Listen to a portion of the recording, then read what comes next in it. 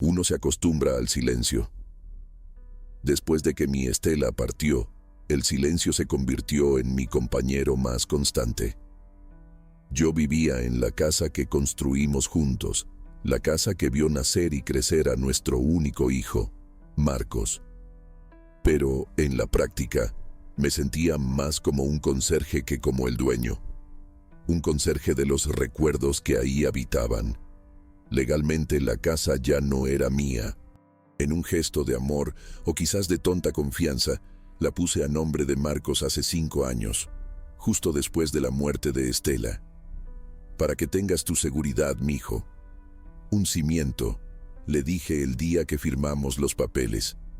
Me abrazó, con los ojos húmedos, y prometió que yo siempre sería el rey de ese castillo. Las promesas, aprendí, tienen una fecha de caducidad más corta de lo que uno imagina. Marcos y su esposa, Silvia, se mudaron para acá. Al principio la casa volvió a tener vida, pero poco a poco la risa dio paso a la tensión, las conversaciones, a los murmullos. Vivían endeudados, tratando de mantener un nivel de vida que no podían pagar. El coche del año, la ropa de marca, los viajes de fin de semana. Y la fuente de toda esa frustración financiera, a sus ojos, parecía ser yo. El viejo que ocupaba la mejor recámara, el viejo que representaba un gasto, aunque yo viviera de mi exigua pensión y jamás les pidiera un centavo. Me convertí en un fantasma educado, tratando de ocupar el menor espacio posible, tratando de no estorbar. El golpe llegó una tarde de jueves, una tarde gris, que hacía juego con lo que estaba por venir. Estaba en el jardín, cuidando las dalias de Estela, cuando oí llegar el coche de Marcos más temprano. No entró silbando, como solía hacer cuando cerraba un buen negocio. Entró con paso pesado, el rostro una máscara de una fría determinación que no le conocía. No me saludó. Solo se detuvo en la puerta de la sala, mirándome ahí, de rodillas en la tierra, y esperó a que yo lo notara. «Papá, necesito hablar contigo», dijo, la voz sin emoción alguna. Me levanté despacio, limpiando la tierra de mis pantalones. «¿Pasó algo, mijo?» No me invitó a entrar. Se quedó ahí, en el umbral entre la casa y el jardín, como un actuario judicial a punto de entregar una notificación. «Vendí la casa», dijo. Las palabras salieron secas, cortas, como el crujido de una rama al partirse. Mi mundo se detuvo. El canto de los pájaros, el viento en las hojas, todo enmudeció. «¿Tú qué?» «Vendí la casa», repitió con más firmeza, quizás para convencerse a sí mismo. «Las deudas estaban muy altas, papá. No había de otra. Fue lo mejor para nuestra familia». Nuestra familia. Su familia. Yo, al parecer, ya no formaba parte de la ecuación. Me quedé ahí, parado, incapaz de formular una frase. La casa. Mi casa. El lugar donde amé a Estela, donde vi a mi hijo dar sus primeros pasos. Vendida. Sin un aviso, sin una conversación, como si yo fuera un mueble antiguo, parte del inventario a liquidar.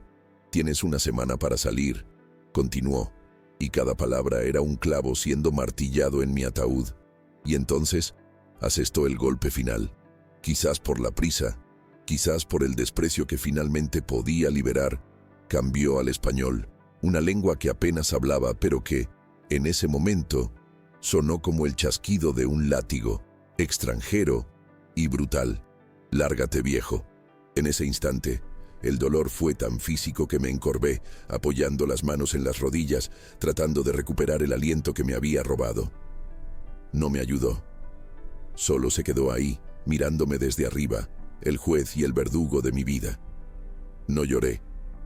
No grité. No supliqué. Una extraña y helada calma descendió sobre mí. Levanté la cabeza y miré a mi hijo. Pero el hombre que estaba parado frente a mí no era mi hijo. Era un extraño, un ladrón de memorias. «Está bien, Marcos», dije, la voz un susurro. «Está bien». Pareció sorprendido por mi falta de resistencia. Quizás esperaba una pelea, una escena dramática, pero no le daría ese placer. Le di la espalda, volví a mis dalias y con las manos temblorosas arranqué una mala hierba que crecía junto a una de las flores. Esa noche preparé una pequeña maleta, un traje, 2 camisas, mis medicinas y el portarretrato de Estela. Mientras doblaba la ropa, mi mente, en un acto de autopreservación, viajó en el tiempo. Volvió al día en que pusimos la casa a nombre de Marcos. Recordé la notaría, la pila de papeles, y recordé al licenciado Alves, nuestro abogado de toda la vida, un hombre sabio y cauteloso como un viejo zorro. Recordé que me llamó a un lado, mientras Marcos y Estela conversaban con el notario. «Julio», me dijo en voz baja, «la confianza es el cimiento de una familia, pero la ley es el techo que la protege de la tormenta. Insisto en que añadamos una cláusula a este contrato de donación». «¿Qué cláusula, licenciado?», pregunté impaciente. «Una cláusula de usufructo vitalicio, simple, pero poderosa. Dice que aunque la propiedad sea de su hijo, el derecho de usar y disfrutar del inmueble, de vivir en él, es suyo, enteramente suyo, hasta su último día de vida, y que cualquier venta o enajenación del inmueble, sin su firma, su consentimiento explícito, es nula, ilegal». Recuerdo haber dudado. «Pero licenciado, es mi hijo. Confío en él». El lic. Alves sonrió, una sonrisa triste y sabia.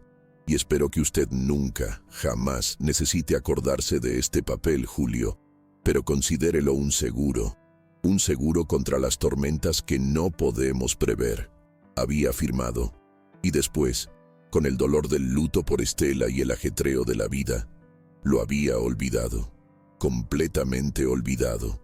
Ese documento estaba en algún lugar, en una carpeta guardada en el fondo de mi closet, cubierto por el polvo de los años.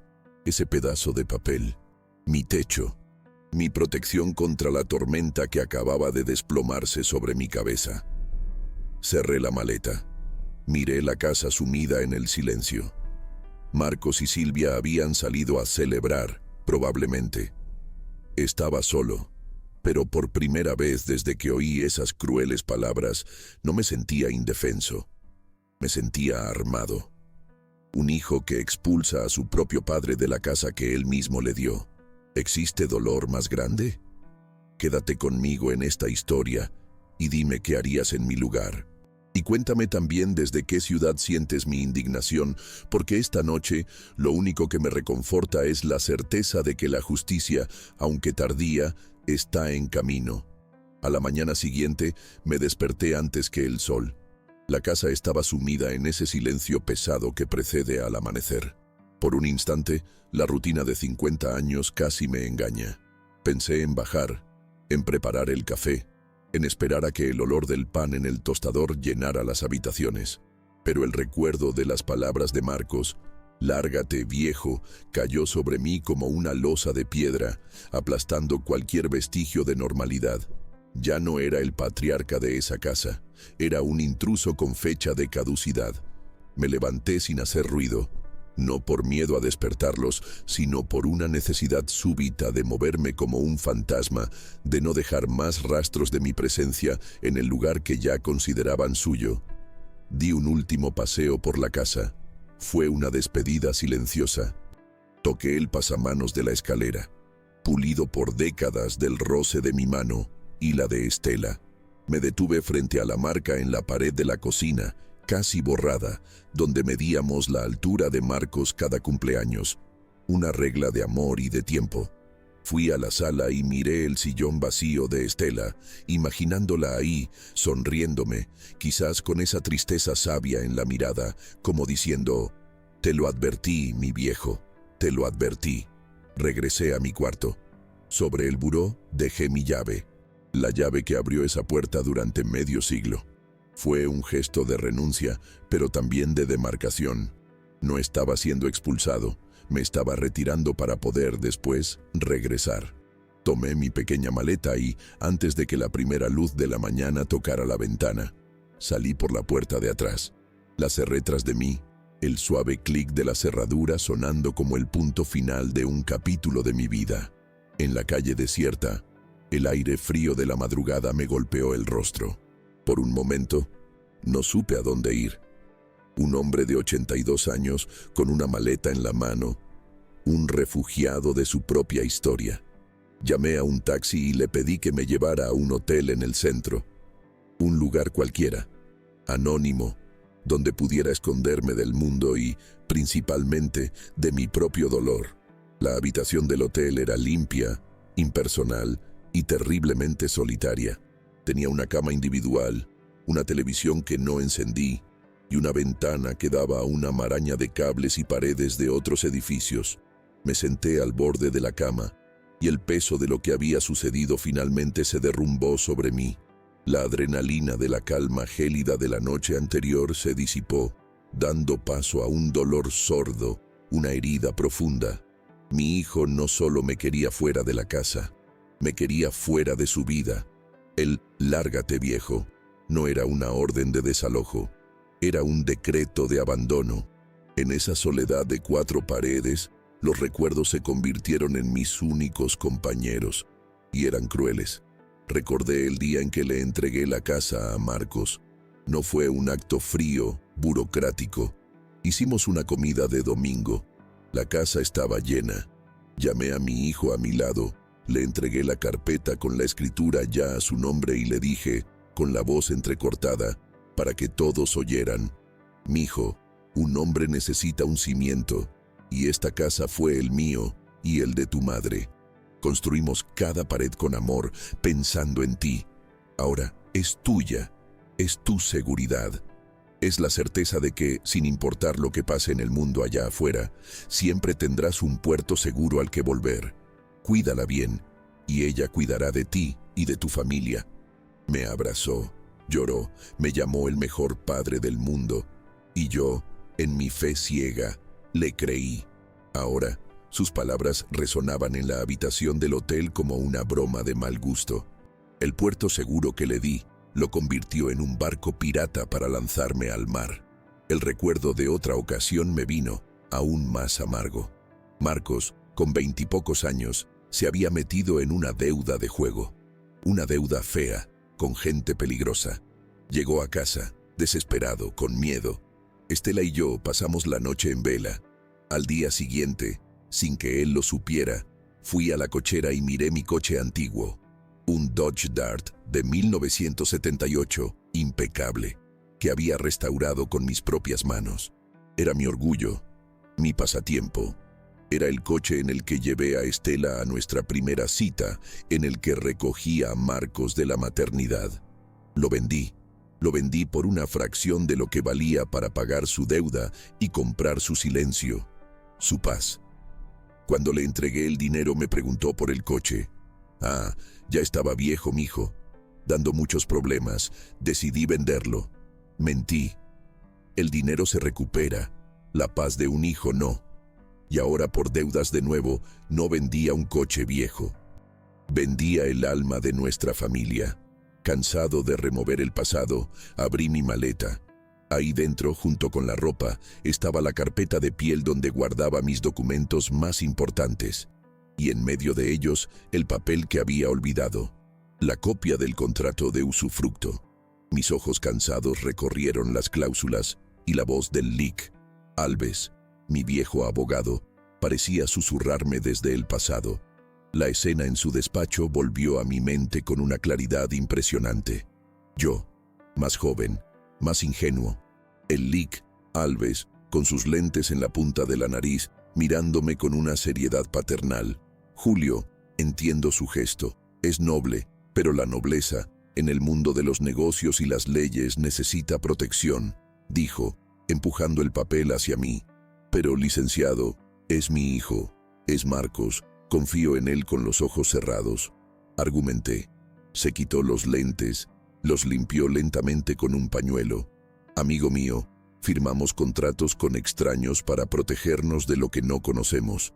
Y, a veces, necesitamos firmar contratos con quienes amamos para protegerlos de ellos mismos en el futuro. Marcos es un buen muchacho, lo sé. Pero la vida da muchas vueltas. La gente cambia. Las esposas influyen. Las deudas presionan. El poder y el dinero, Julio, pueden transformar al mejor de los hijos en un completo extraño. Tomó la pluma. Rece para que este papel sea solo una formalidad, para que pase el resto de su vida en el fondo de un cajón, olvidado. Pero si un día llega la tormenta, Julio, si un día el cielo se oscurece, este papel no será solo un contrato. Será su único paraguas. La tormenta había llegado. Y yo, encogido en esa habitación de hotel, me aferraba a ese papel como un náufrago a un trozo de madera. El dolor de la traición seguía ahí, una herida abierta. Pero ahora, debajo de él, una nueva sensación comenzaba a surgir. No era rabia, era una certeza fría, una lucidez implacable. No era un viejo indefenso a merced de la crueldad de mi hijo. Yo era el dueño de la casa, era el dueño de mi destino. La humillación de la noche anterior había sido profunda, pero el Lic Alves, con su sabiduría, me había dado el arma para mi defensa. Pasé un día más en ese hotel. Necesitaba ese tiempo. Necesitaba dejar que el dolor se asentara, para que mis próximas acciones no fueran movidas por la emoción, sino por la razón. Necesitaba despojarme del papel de padre herido y vestir la armadura del hombre que iba a luchar por lo que era suyo por derecho. A la mañana siguiente, me levanté diferente. El viejo Julio, el conserje de memorias, había quedado atrás.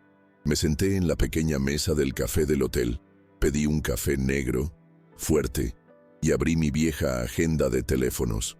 El número del despacho del Lic Alves todavía estaba ahí, la tinta un poco descolorida por el tiempo. El tiempo de sufrir había terminado. El tiempo de la justicia había comenzado.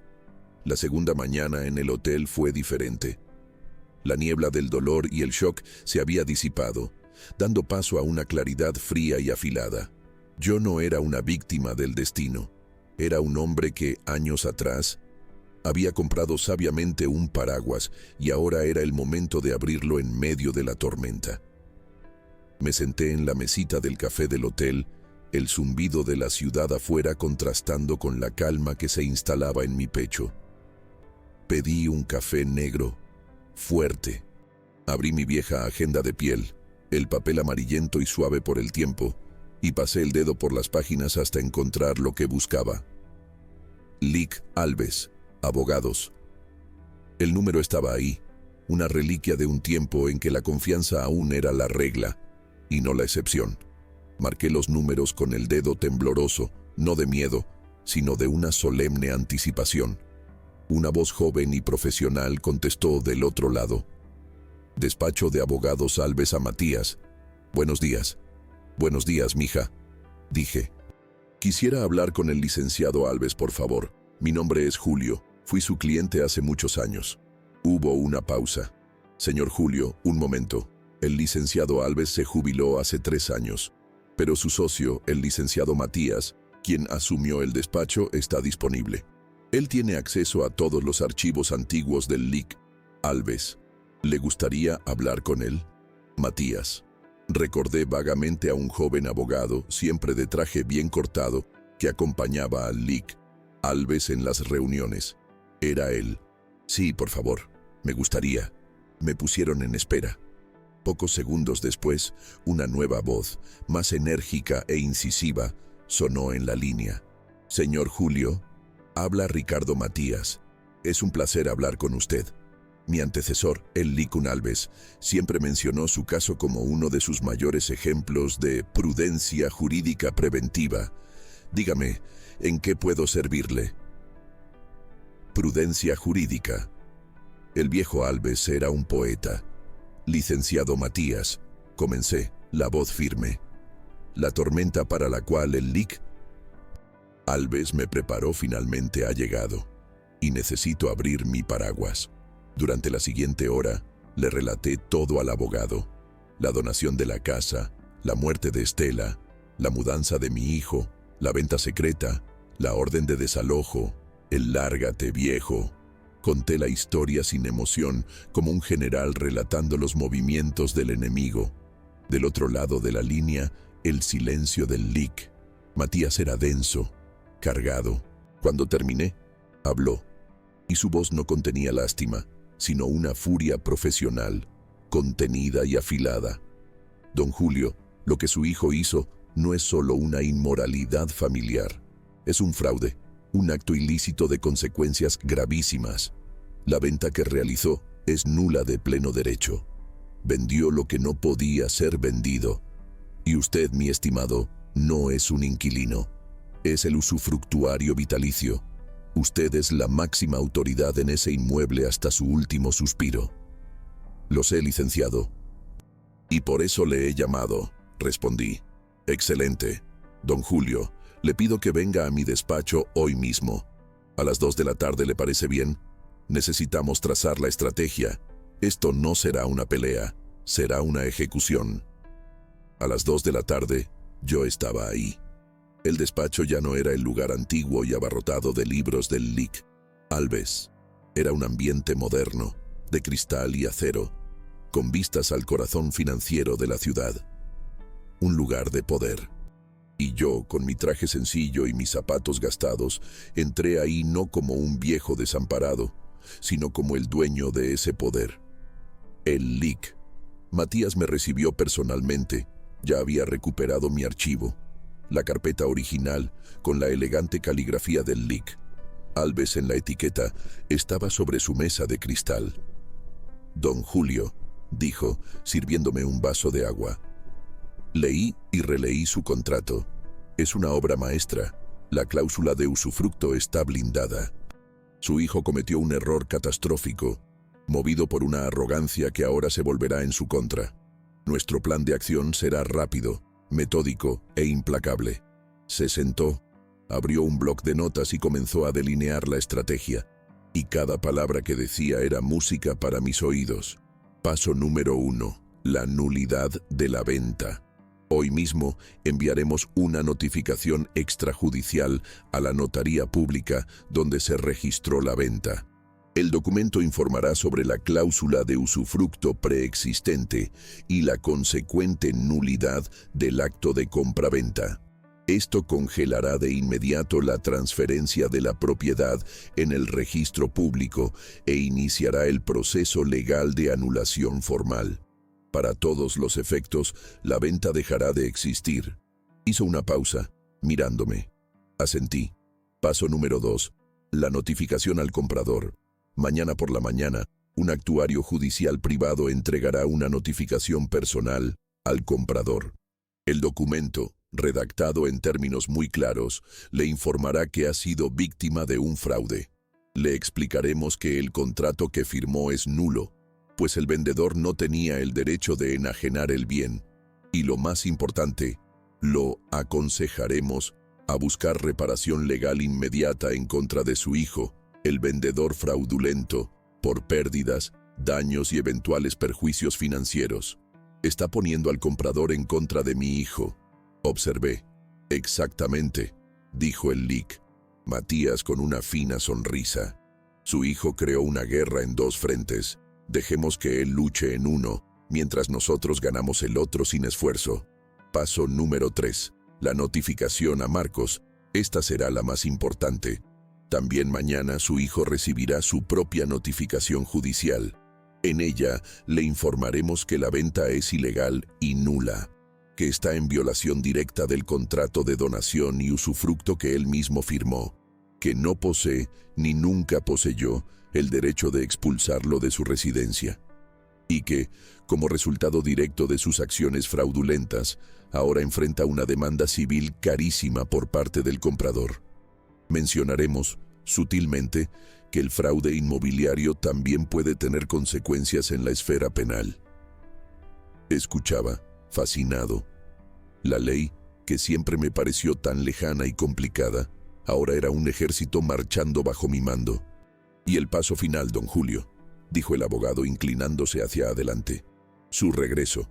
Después de que las notificaciones se hayan entregado y el terreno esté preparado, agendaremos el día y la hora de su regreso. Y no volverá solo. Si es necesario, solicitaremos el acompañamiento de una patrulla para garantizar una reintegración de posesión pacífica, ordenada y absolutamente incontestable. Usted volverá a su casa por la puerta principal, ya no como un invitado tolerado, sino como la autoridad legal y moral que siempre ha sido. Sentí un peso quitarse de mis espaldas, un peso que había cargado durante años. Haga lo que sea necesario, licenciado, dije, la voz firme. No quiero piedad, quiero justicia. Durante la siguiente hora, observé a Lick, Matías en acción. Se transformó. El hombre cordial dio paso a una máquina de precisión jurídica. Dictaba las notificaciones a su secretaria, citando artículos de ley de memoria, usando términos que sonaban como sentencias. Llamó a la notaría, al actuario. Los engranajes de la justicia, antes atascados, ahora giraban a toda velocidad, triturando la arrogancia de mi hijo. Salí de su despacho al final de la tarde. El sol ya estaba bajo, pintando la ciudad de dorado. No volví al hotel. Caminé sin rumbo, pero por primera vez no me sentía perdido. Miraba a la gente, los edificios, el movimiento de la ciudad, y me sentía parte de ella de nuevo. Ya no era un exiliado, era un hombre a punto de reconquistar su reino. Esa noche, el teléfono del Lick, Matías, sonó en mi habitación de hotel. Era él. Don Julio, solo para informarle. La notaría acaba de confirmar la recepción de la notificación. El folio real del inmueble está oficialmente bloqueado. La primera pieza del dominó acaba de caer. Colgué el teléfono. Fui a la ventana y miré las luces de la ciudad. La tormenta estaba formada, y al día siguiente iba a desatarse. La mañana siguiente en mi habitación de hotel fue la más larga de mi vida. No sentía ansiedad, sino una calma tensa. La calma de un hombre que ha encendido la mecha de una carga de dinamita y ahora espera, a una distancia segura, la explosión. Sabía que, a kilómetros de ahí, la vida de mi hijo estaba a punto de desintegrarse, y no sentía placer en ello. Sentía una tristeza profunda, la tristeza de un cirujano que debe amputar un miembro para salvar el cuerpo. La traición de Marcos era un tumor, y la cirugía, por más dolorosa que fuera, era necesaria. La primera llamada del Lick. Matías llegó alrededor de las 10 de la mañana. Su voz era la de un general informando sobre una maniobra exitosa. Don Julio, buenos días. El actuario acaba de confirmar la entrega de la primera notificación. El comprador, un señor de nombre Alberto Oliveira, recibió el documento en mano, en su lugar de trabajo. La reacción, según el actuario, fue de shock absoluto, seguido de una furia considerable. Mientras el abogado hablaba, cerré los ojos e imaginé la escena. El señor Oliveira, quizás un hombre como yo, un trabajador que juntó los ahorros de toda una vida para comprar la casa de sus sueños. Mi casa. Lo imaginé feliz, planeando la mudanza con su esposa, eligiendo el color de las paredes. Y de repente, un extraño de traje le entrega un papel que transforma su sueño en una pesadilla de fraude y litigio. Imaginé su rabia, su humillación. No era mi enemigo, era una víctima colateral de la codicia de mi hijo. Pero para que la justicia fuera completa, él necesitaba saber la verdad, para que pudiera dirigir su furia hacia el objetivo correcto. El señor Oliveira ya contactó a su propio abogado, continuó el Lick Matías. Y, como previmos, informó que demandará a su hijo por incumplimiento de contrato, fraude y daños y perjuicios. Quiere de vuelta el anticipo que pagó al doble y una indemnización por la humillación. El primer frente de batalla para su hijo acaba de abrirse. Colgué y respiré hondo. La primera pieza del dominó había caído. 2 horas después, el Lick Matías llamó de nuevo. La segunda entrega se ha realizado, don Julio. Su hijo, Marcos, acaba de ser notificado. Esta vez, la escena que imaginé fue aún más vívida. Marcos, en su oficina con aire acondicionado, sintiéndose el rey del mundo, a punto de embolsarse el dinero que resolvería todos sus problemas. El actuario entrando, la entrega del sobre frente a todos sus colegas y subordinados. La ruptura pública de su imagen de éxito. Lo imaginé leyendo el documento. La incredulidad inicial, la búsqueda de mi nombre y encontrando en su lugar El nombre del Lic, Alves, el fantasma de una promesa olvidada. Imaginé su rostro pasando del blanco de la sorpresa al rojo de la ira y finalmente al gris del pánico al leer las palabras contrato de usufructo, venta nula, fraude, demanda judicial. La arquitectura de su traición, tan cuidadosamente planeada, derrumbándose sobre su cabeza en cuestión de minutos. Su primera reacción, lo sabía, sería intentar retomar el control, y la única manera de hacerlo sería confrontarme, intimidarme, acusarme. Mi celular comenzó a sonar incesantemente. El nombre Marcos parpadeaba en la pantalla. 1, 2, 10, 20 veces. Miraba la pantalla, el nombre de mi hijo, y sentía como si estuviera mirando a un extraño. Con el corazón apesadumbrado, rechazaba cada llamada. Siguiendo las instrucciones del Lic, Matías, llamé a la recepción del hotel. Buenos días. Habla Julio de la habitación 304. Quisiera informar que no estoy disponible para recibir ninguna llamada por el resto del día. Si alguien con el nombre de Marcos Andrade llama, por favor, infórmele que no estoy. Lo estaba aislando, cortando sus líneas de comunicación, obligándolo a enfrentar, solo, al monstruo que él mismo creó. Él entonces se lanzó al segundo frente. Llamó a su esposa. Podía imaginar perfectamente la conversación, los gritos, las acusaciones. Ese viejo, ese maldito viejo, tenía un abogado. Planeó todo a nuestras espaldas. Y la voz de Silvia, imagino, respondiendo no con apoyo, sino con pánico y recriminación. Te dije que estaba demasiado callado.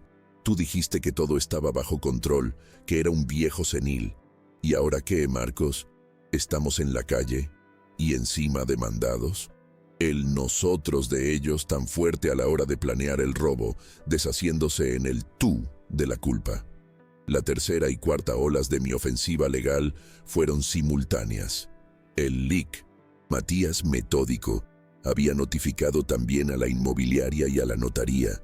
El teléfono de Marcos debió convertirse en un instrumento de tortura. Primero, la señora Méndez, la agente, llamando furiosa, gritando sobre la comisión perdida, sobre el daño a su reputación, sobre la posibilidad de que ella misma lo demandara por haberla involucrado en una transacción fraudulenta. Después, el notario, con una voz fría y burocrática, informándole que la venta estaba permanentemente cancelada y que podría ser responsabilizado por costos administrativos y por haber actuado de mala fe. En cuestión de horas, mi hijo pasó de ser un hombre a punto de volverse rico a ser un hombre sitiado, demandado por el comprador, amenazado por la agente, investigado por la notaría, abandonado por su esposa y, lo peor de todo, incapaz de alcanzar al arquitecto de su ruina, el padre olvidadizo que tanto subestimó. Al final de la tarde, yo estaba sentado en mi habitación de hotel, la luz del sol poniente entrando por la ventana. No sentía alegría. No había euforia en mi victoria. Solo había la sombría sensación de un deber cumplido. No quería destruir a mi hijo. Quería que entendiera que las acciones tienen consecuencias, que la confianza, una vez rota, no se repara con disculpas, sino que se paga con un alto precio. El teléfono sonó una vez más. Era el Lic. Matías. Fernando, dijo, el tono ahora menos formal, más de amigo. El terreno está despejado. El enemigo está en completo desorden. Intentó llamar al despacho docenas de veces, gritando, amenazando. Mis instrucciones para el equipo son claras, silencio total. Está completamente aislado y acorralado, cociéndose en el propio infierno que creó. Gracias, Ricardo, dije, usando su primer nombre. Mañana, a las 10 de la mañana, como acordamos, continuó. 2 oficiales y yo lo encontraremos frente a su casa para su reintegración de posesión. ¿Está listo para volver a casa, amigo mío? Miré por la ventana, la ciudad que se encendía afuera. Sí, licenciado, respondí. Estoy listo para volver a mi hogar. La tormenta que yo, con la ayuda de la sabiduría del Lic, Alves, Había sembrado, finalmente había pasado. Y ahora, en el cielo despejado que dejó atrás, era hora de caminar de regreso a casa. La mañana en que volví a casa era una de esas mañanas de sol pálido de invierno, donde la luz ilumina, pero no calienta. Me puse mi mejor abrigo, no por vanidad, sino por la necesidad de sentirme protegido, de crear una armadura para lo que estaba por venir. En el espejo de la habitación del hotel, vi a un hombre viejo, con el rostro surcado por más arrugas de las que recordaba, pero los ojos, mis ojos, tenían una firmeza que hacía mucho tiempo no poseían. No iba a una pelea, iba a una restauración. El Lic. Matías me esperaba en la banqueta, frente a mi casa. Impecable en su traje, con su portafolio de piel en la mano, era la personificación de la ley y el orden. Un poco más abajo en la calle, discretamente estacionada, una patrulla era el testigo silencioso de que aquello no era un drama familiar, sino la ejecución de un derecho. La casa se veía diferente, herida. La pancarta de «vendido», ahora con un rasgón en medio, colgaba torcida en el jardín, un grotesco monumento a la codicia fallida. Había cajas de cartón apiladas en el porche, la prueba de su prisa por deshacerse de mí y empezar la nueva vida que nunca tendrían. Marcos estaba en el porche, caminando de un lado a otro como un animal enjaulado. Estaba más delgado, con ojeras profundas. No tenía la apariencia de un hombre a punto de hacerse rico, sino la de un hombre que no había dormido en días. Al verme llegar, acompañado por el Lic. Matías, su cuerpo se puso rígido. La furia impotente de quien sabe que ha perdido el juego, pero se niega a admitir la derrota. Silvia, mi nuera, apareció en la puerta. Su cabello, siempre tan arreglado, estaba en desorden. El rostro, sin el cuidadoso maquillaje, revelaba una palidez de pánico. Esperaban quizás que yo viniera solo, suplicando, negociando. La presencia del abogado y a lo lejos de la policía destruyó esa última fantasía. No hubo intercambio de saludos. Caminamos, el Lic, Matías y yo, hasta la base de la pequeña escalera del porche. Fue el abogado quien habló primero, la voz clara, formal, proyectada para no dejar margen a dudas o discusiones. Señor Marcos Andrade, señora Silvia, buenos días. Estamos aquí para efectuar la reintegración de posesión pacífica del señor Julio de Almeida a este inmueble en conformidad con su derecho inalienable de usufructo vitalicio, según contrato debidamente inscrito en el registro público. El teatro se acabó. La realidad, fría y jurídica, tomó su lugar. «No pueden hacer esto», gritó Silvia la voz estridente. «Nosotros vivimos aquí, esta casa es de mi esposo».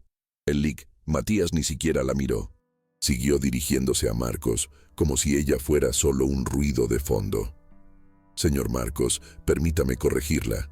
La nuda propiedad del inmueble, en efecto, le pertenece a usted. Sin embargo, la posesión legal, el derecho de habitación, uso y goce del bien, pertenecen única y exclusivamente a mi cliente, el señor Julio, hasta su último día de vida. Su orden para que él desocupara el inmueble fue, por lo tanto, un acto ilegal. Y es este acto el que venimos a revertir hoy».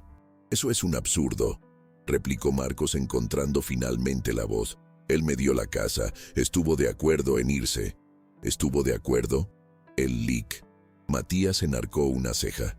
«Tenemos testigos, y posiblemente grabaciones, de que usted lo expulsó bajo amenaza verbal. Pero no vamos a entrar en ese mérito ahora. La ley es suficiente». Hizo un gesto discreto en dirección a la patrulla. «Los oficiales están aquí para garantizar que la ley se cumpla sin mayores contratiempos. Cualquier resistencia será considerada allanamiento de morada y desacato, lo que, le aseguro, solo agravaría su ya delicada situación legal». La mención de la delicada situación legal hizo que Marcos vacilara. El Lic. Matías, percatándose de la fisura en su armadura, abrió su portafolio. Era hora de demoler el resto. Adicionalmente, señor Marcos, continuó, el tono ahora aún más grave, ya que estamos tratando asuntos legales, me gustaría informarle formalmente sobre algunos desarrollos de sus recientes iniciativas. Sacó un documento del portafolio. Recibimos esta mañana una copia de la demanda inicial interpuesta por el señor Alberto Oliveira, el comprador afectado. Lo está demandando por fraude contractual, incumplimiento de acuerdo y litigancia de mala fe. La indemnización que solicita, sumando la devolución del anticipo al doble, intereses, costas procesales y daño moral, supera, y por mucho, el valor que usted recibió y, por lo que sé, ya gastó. El rostro de Marcos se convirtió en una máscara de cera. Además, prosiguió el abogado como un médico enumerando los síntomas de una enfermedad terminal, la inmobiliaria involucrada nos ha notificado que también lo demandará judicialmente por daños a la reputación de la empresa y por la comisión que dejaron de recibir por su causa.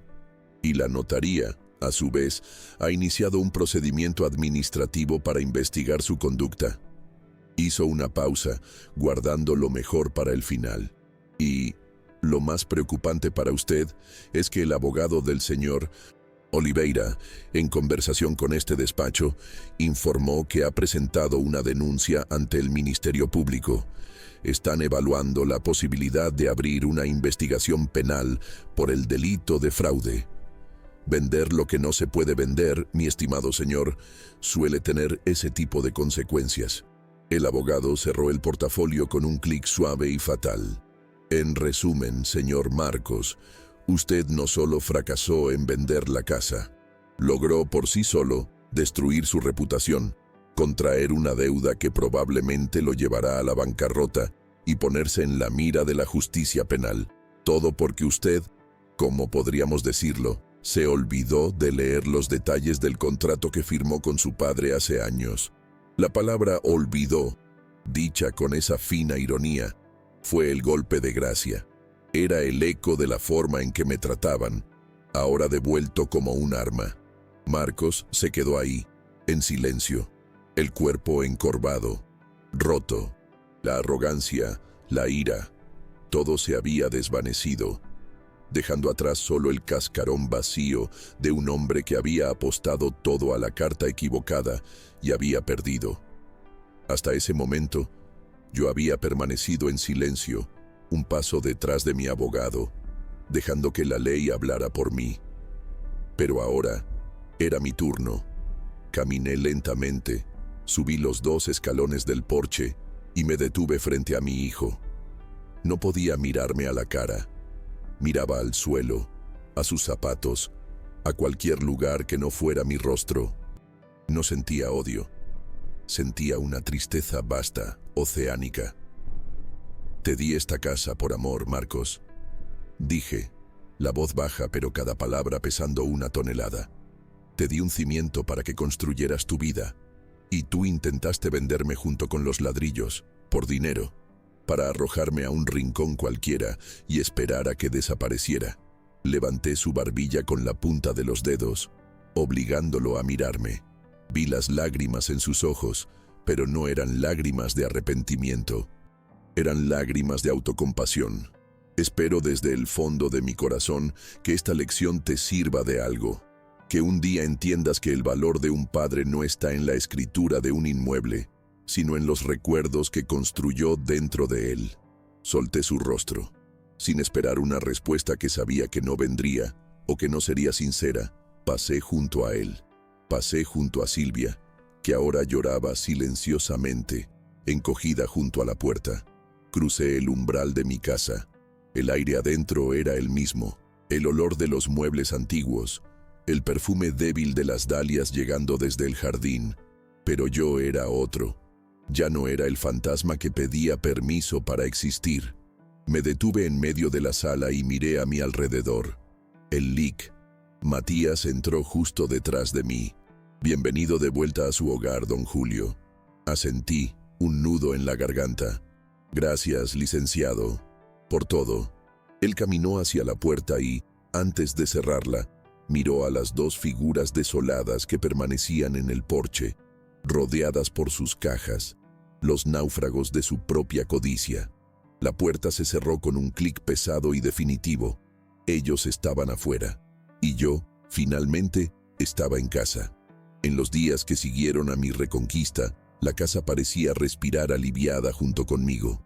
El silencio que se instaló ya no era el silencio tenso de la opresión, sino el silencio sereno de la paz. Las cajas de cartón de Marcos y Silvia desaparecieron del porche en menos de 24 horas, llevadas en una pequeña camioneta de fletes, sin despedidas, sin una última mirada.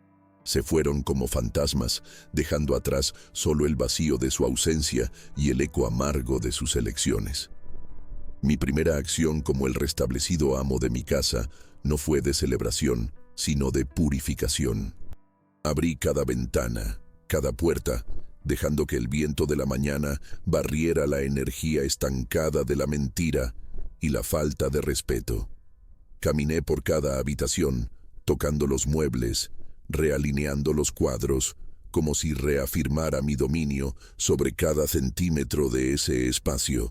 Tomé el portarretrato de Estela, que Silvia había movido a un rincón oscuro del librero, y lo coloqué de nuevo en su lugar de honor, sobre la chimenea. «Estamos en casa otra vez, mi vieja», le susurré a su imagen sonriente. Las noticias de la ruina de Marcos llegaron a mí, como era de esperar, en oleadas. La primera vino del LIC, Matías, algunos días después. «Don Julio, solo para mantenerlo al tanto», dijo con su eficiencia habitual. «El abogado del señor Oliveira, el comprador, se ha puesto en contacto. La demanda contra su hijo avanza a un ritmo acelerado.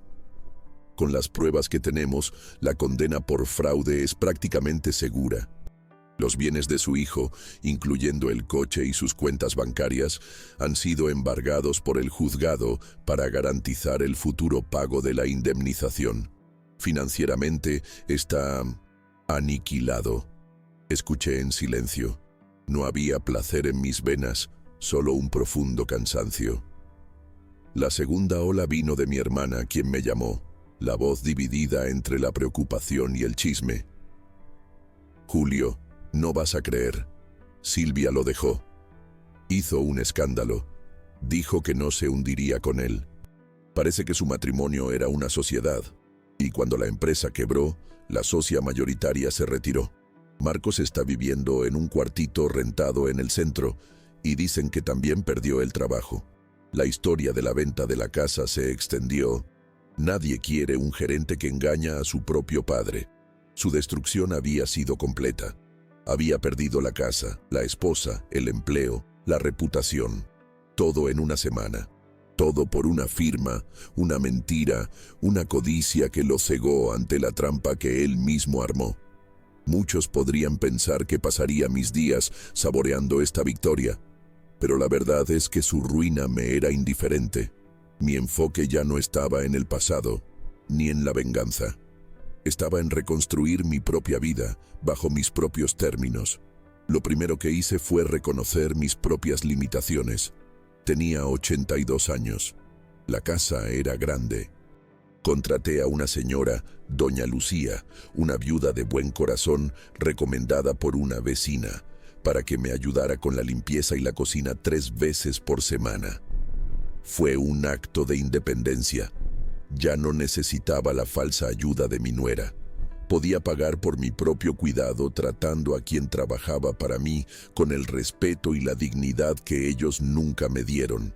Lo segundo fue traer la vida de vuelta a las paredes. Llamé a mis viejos amigos del club de ajedrez, hombres de mi edad, también viudos o solitarios. La mesa de ajedrez está puesta en mi terraza y el café está caliente. Les anuncié. Los martes y jueves, la casa, antes silenciosa, se llenaba con el suave sonido de las piezas de madera sobre el tablero, con conversaciones sobre política, sobre fútbol, sobre los viejos tiempos, con risas, risas genuinas que no pedían nada a cambio. El jardín de Estela se convirtió en mi santuario y mi proyecto. Pasé horas ahí, de rodillas en la tierra, las manos sucias, podando los rosales, plantando nuevos almácigos.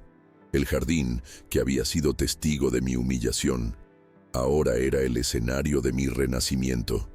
Y con cada nueva flor que se abría, sentía que era una sonrisa de Estela, aprobando mis decisiones.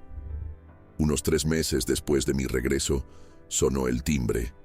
Era él, Marcos.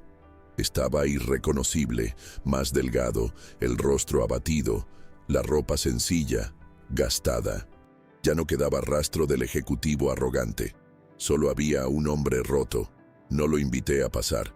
Hablé con él a través de la puerta mosquitera, una barrera física y simbólica que no estaba dispuesto a quitar. «Papá», comenzó, la voz débil. Yo solo quería. No podía terminar la frase. Las palabras parecían demasiado pesadas. «¿Decir que lo sientes?», completé por él, la voz tranquila, sin ira. Asintió, los ojos llenos de lágrimas. «Me equivoqué. Fui un monstruo. Lo siento mucho. Perdóname, papá». Lo miré durante un largo momento. Vi la desesperación en sus ojos, pero no vi arrepentimiento. Vi el dolor de la pérdida, el dolor de las consecuencias, pero no la comprensión genuina de la herida que me había causado. «Escucho tu «lo siento, Marcos», dije, eligiendo cada palabra con cuidado. «Y te perdono, no por ti, sino por mí. Te perdono para que mi propia alma pueda encontrar la paz que me robaste, para poder dormir por las noches sin el peso del rencor». Vi un brillo de esperanza en su rostro. Creyó que el perdón era la llave que abriría la puerta. Pero el perdón no borra la memoria. Continué, y la esperanza en su rostro se apagó. La confianza, mijo, es como uno de esos rosales de Estela. Tarda años de cuidado, de sol, de agua, para crecer y florecer. Pero basta un solo pisotón descuidado para aplastar el tallo, para matar la raíz para siempre. Y tu codicia, tu desprecio, pisotearon nuestra confianza y la mataron. Entonces, «¿Nunca más?», susurró. «Te deseo suerte en tu vida, Marcos. Deseo que te reconstruyas, que aprendas de tus errores, que te conviertas en un hombre mejor. Pero la puerta de esta casa, la puerta de mi vida, para ti, ahora está cerrada. Necesitas aprender a caminar con tus propias piernas. Yo ya no puedo ser tu cimiento». Cerré la puerta de madera, dejando la mosquitera entre nosotros. Se quedó ahí parado por unos minutos más, y luego se fue, la figura encorvada de un hombre que finalmente entendió que ciertas cosas, una vez rotas, no pueden repararse. Esa noche no sentí culpa. Sentí la paz de haber establecido un límite necesario, la paz de haberme protegido a mí mismo. Hoy, un año después, la vida sigue a un ritmo sereno. Mi casa está llena de vida, pero una vida que yo elegí. Doña Lucía me cuida como si fuera su padre. Mis amigos del ajedrez son mi compañía constante. El jardín de Estela nunca ha estado tan florido. A veces pienso en el Lic. Alves y su paraguas. Me dio más que una cláusula legal. Me dio la herramienta para luchar por mi dignidad. Y me di cuenta de que la mayor lección que podría haberle enseñado a Marcos no era a través de la generosidad continua, sino a través de la firme aplicación de una consecuencia. No gané una batalla contra mi hijo. Gané el derecho a vivir mis últimos años como me lo merecía, en paz, con respeto, como el único e incuestionable rey de mi pequeño y silencioso castillo. Y esa, amigos míos, es una victoria que ninguna fortuna en el mundo puede comprar. Cuéntame si esta historia también tuvo sentido para ti y dime desde qué ciudad me estás escuchando. ¿Sale? Y si esta historia tocó tu corazón, suscríbete al canal para no perderte ninguna otra. Tu compañía es muy importante.